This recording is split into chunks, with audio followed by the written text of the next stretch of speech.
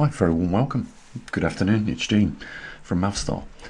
Tens of thousands of people are leaving the UK every week now in the hope that they can secure employment in other countries.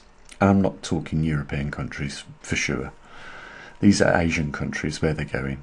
And they're going there in the hope that they can have a better life, because the life has just got too crazy here in the UK now, where if you're a single person, and it doesn't matter whether you've got a reasonable or middle class income, most of your money goes out on utility bills, rent or mortgage, or car insurance, car fuel, and food costs. You just name it. I'm sure that you know what I'm talking about, but they've just had enough. What this country has done to its citizens is literally criminal, and nobody is, as usual, being held accountable. And it's going to get worse with Donald Trump, putting tariffs on other countries. And all that is going to do is, if you put tariffs on us, we're going to put tariffs back on you. And that means, whatever the tariff is, if it's 25% across the range, then Americans' cost of living is going to go up by another 25%. On top of the 30% that it already likely has gone up over the last couple of years, or at least since the pandemic. And if you look at gold price, I think that gives you a good indication as to the value of your money. Gold is nearly at $3,000 an ounce now. That's gone up 1/3 in as little as 2 years. 1/3. Have a look into it. And that tells you the value of your currency and the value of everybody's currency. And the problems that I see are global problems. And what's caused it is what I've been banging on about for the last 10 years now. I saw this problem coming 10 years ago, and it weren't being addressed then. And it gradually has got worse. Okay, go back 2 years. Things weren't too hot. Now I would say they're starting to boil. With people realising how much things actually cost. I hear Americans say, we go shopping, spend $100, and we come out with one carrier bag full of food, as opposed to the trolley a few years ago. So, but the problem, what's caused it, is a technological advancement. And I have seen robots today in China doing real people's jobs. I'm talking about putting plaster on the outside of a house, farming, you name it. And remember, the robot can work much harder than you, much longer than you, doesn't take holidays, doesn't have sickness breaks, doesn't need toilet breaks, doesn't need lunch breaks. It just works until it needs a recharge, and then it goes on recharge for a couple of hours and it's back in the game. That's what human beings are up against. And these stupid politicians all around the world have failed to take this on board. Where are the 8 billion people in this world going to work in the not too distant future? What is Donald Trump doing? Pushing for artificial intelligence to become even more prolific in the world. What do you think that is going to do? It's going to take more jobs. And when they incorporate it, and they already are, they're incorporating artificial intelligence into robotics. You know what? They will work faster than you, they will work harder than you, they will work longer than you, and they will work much smarter than you, and you won't be able to compete with that. But our politicians do not care about us people, because what they said as a comment, and it wasn't it wasn't a mandate from Davos, it was just a comment that you will own nothing and you'll be happy. It's starting to look really like that is going to become the case.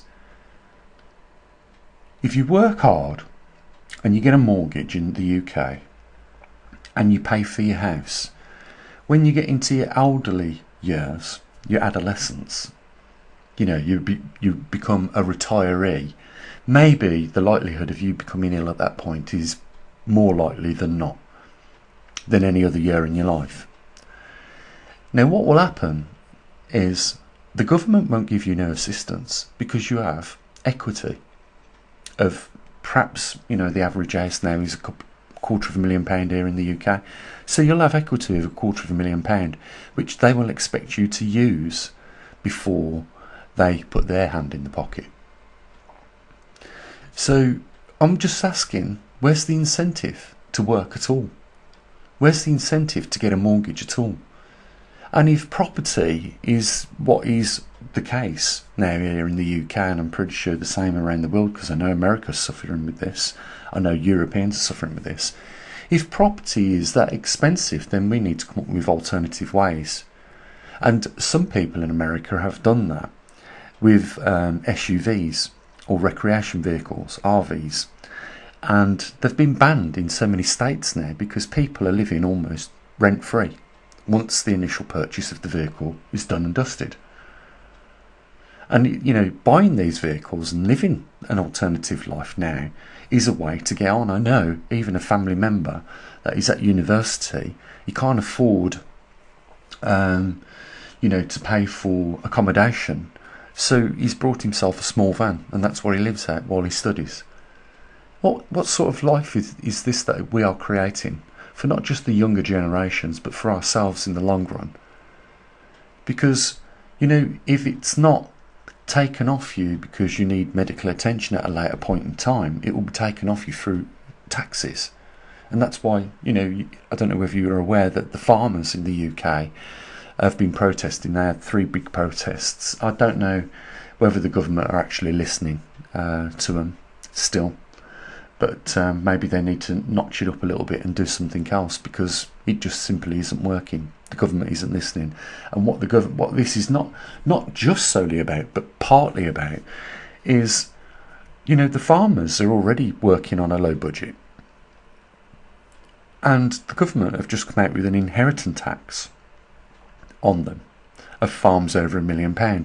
And you don't need to have many acreage in the UK for your farm to be worth over £1 million.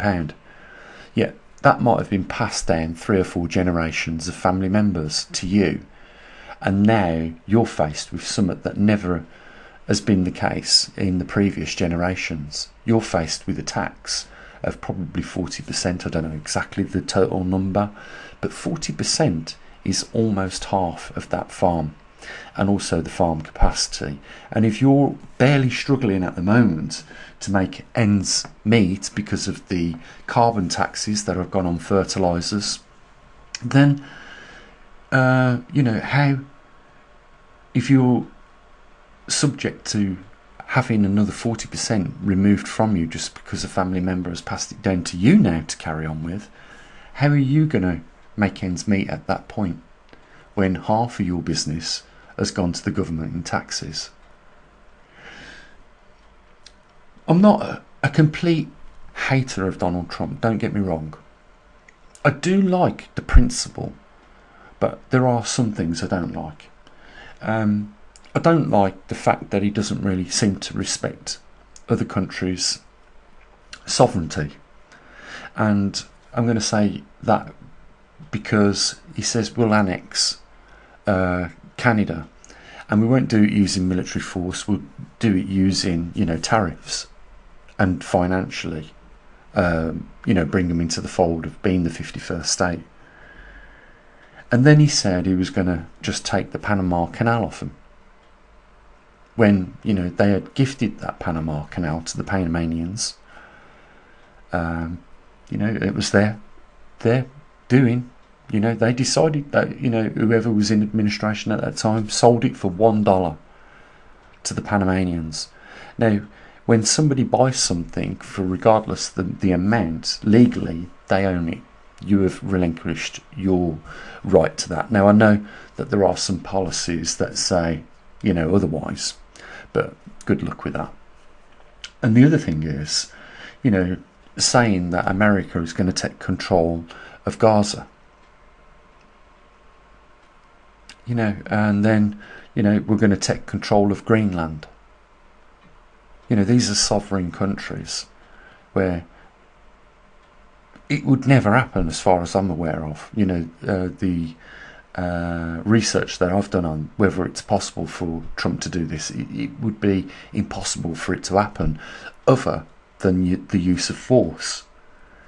And I can't see him doing that.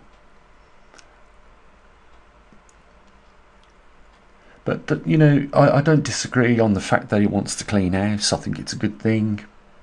There are some good things about, you know, what's happened, you know, in US aid or AID. You know, yes, obviously, you know, other corporations like the CIA, the FBI was using it to rinse money through there, and for some good causes, and for some bad. And I'm going to give you, for instance, you know, when the Benghazi incident happened, you know, people were trapped there.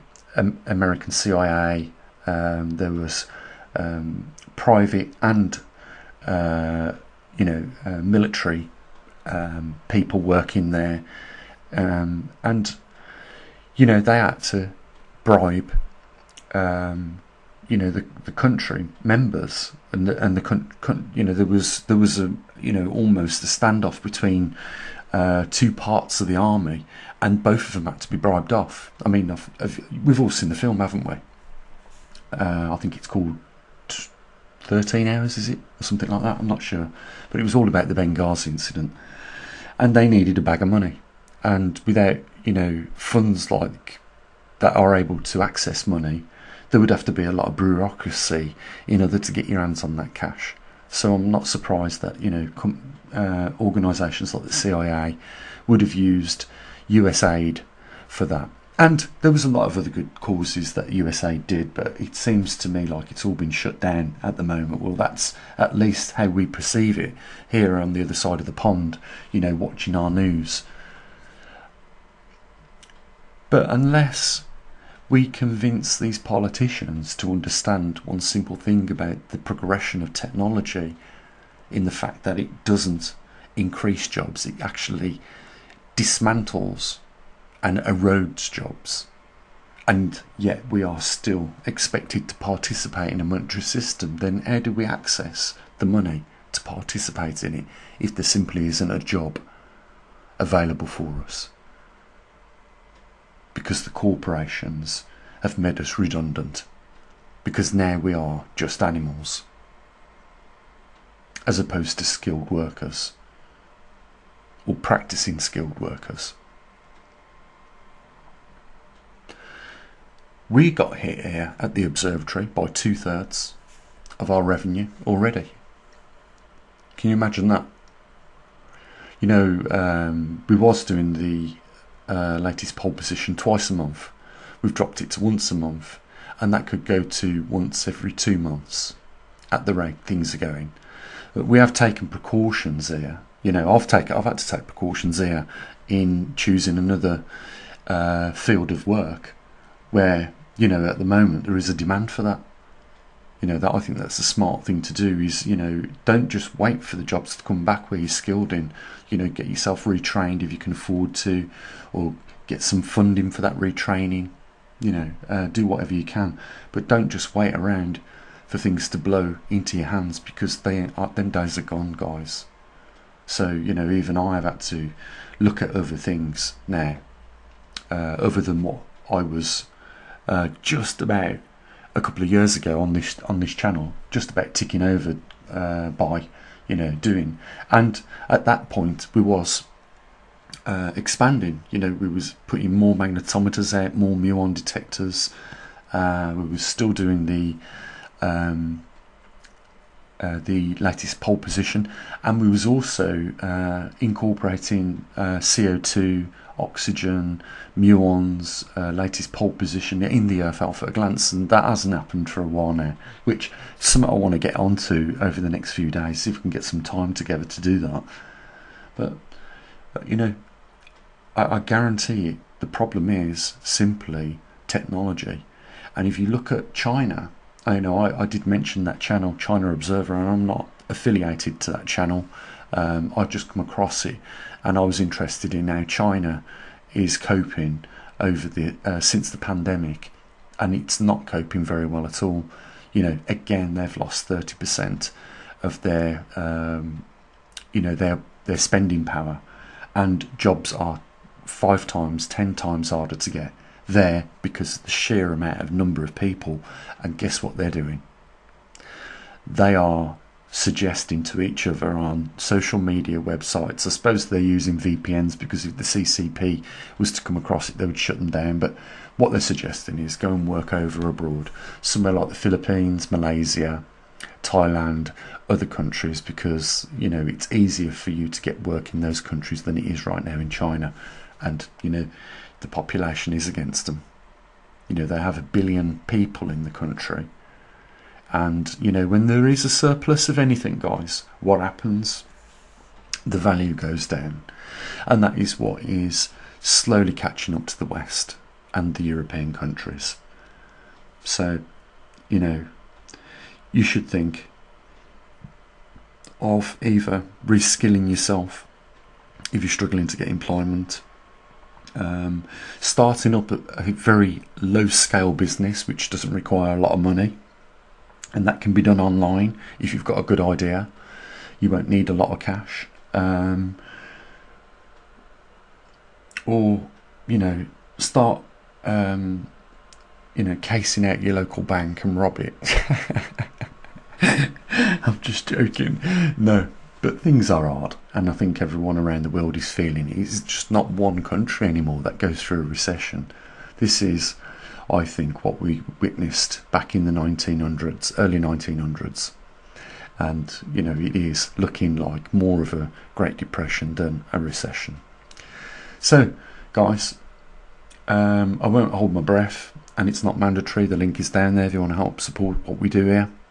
We're a very rare and unique source of data and information when it comes down to our main topic, or the primary topic here, the pole shift, and other climate and anomaly related things that are taking place. And so what I usually do, you take care of yourselves. As always, bye for now.